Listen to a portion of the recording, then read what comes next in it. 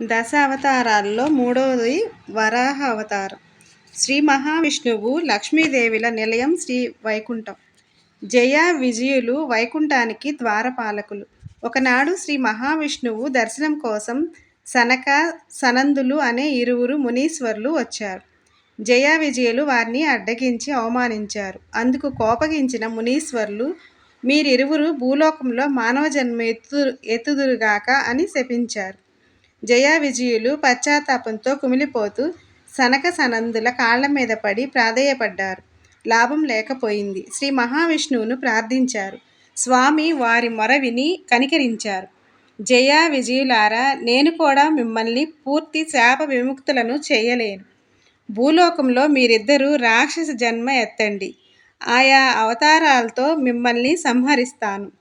అట్లా 3 జన్మల తర్వాత తిరిగి మీరు వైకుంఠానికి రావచ్చు అని తరుణోపాయం చెప్పాడు. మునుల శాప ఫలితంగా జయ విజయులు హిరణ్యాక్షుడు, హిరణ్యకశిపుడు అనే రాక్షసులుగా భూలోకంలో జన్మించారు. హిరణ్యాక్షుడు యుద్ధప్రియుడు. అయితే వరుణదేవుడు ఒక షరతు విధించాడు. ఒక్కరితో మాత్రమే యుద్ధం చేయాలన్నాడు. ఆ ఒక్కడు శ్రీ మహావిష్ణువేనన్నాడు. ఆ రాక్షసుడు మహావిష్ణువును వెతుకుతూ సరాసరి వైకుంఠానికి వెళ్ళాడు.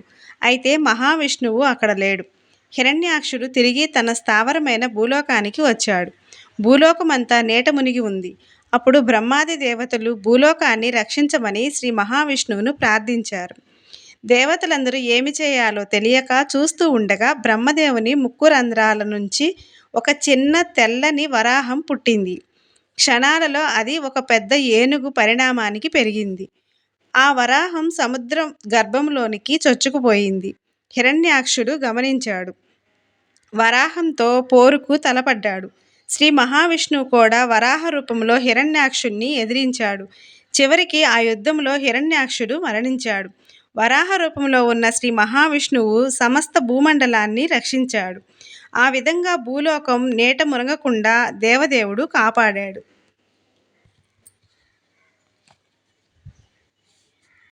ఇలా ఏర్పడిందే వరాహ అవతారం.